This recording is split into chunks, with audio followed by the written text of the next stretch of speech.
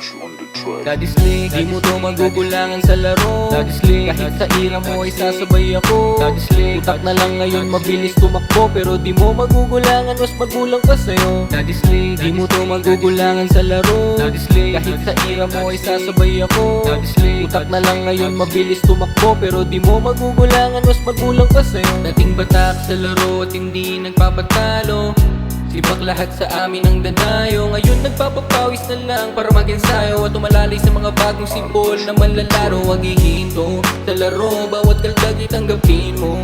Nang salo yung kahinaan tanggalin mo. Nasa'yo at agad iba pumipito pagbababanggain mo. Kung gusto mong magkaroon ng mga karangalan, sikapin mong kunin at gawin ang nararapat upang makatuwa.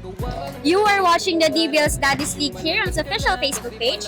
Joining me is our player of the game, Mr. Danny Santos. Sir, nasabi mo po kasi kanina na tito po kayo ng ilang kids. Ano po bang mga skills nyo or ano po ba yung natuturo nyo sa mga pamangkin nyo na sa tingin nyo po is nakakatulong sa kanila and kanina is nagamit nyo din?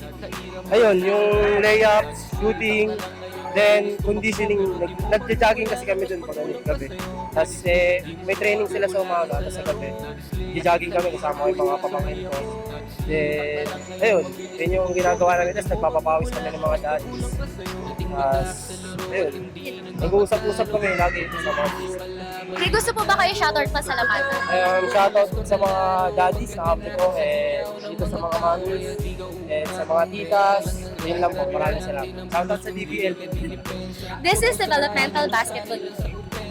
Gawin mo lahat, ipakita mong the best ka. Natural ang kabahan, pero wag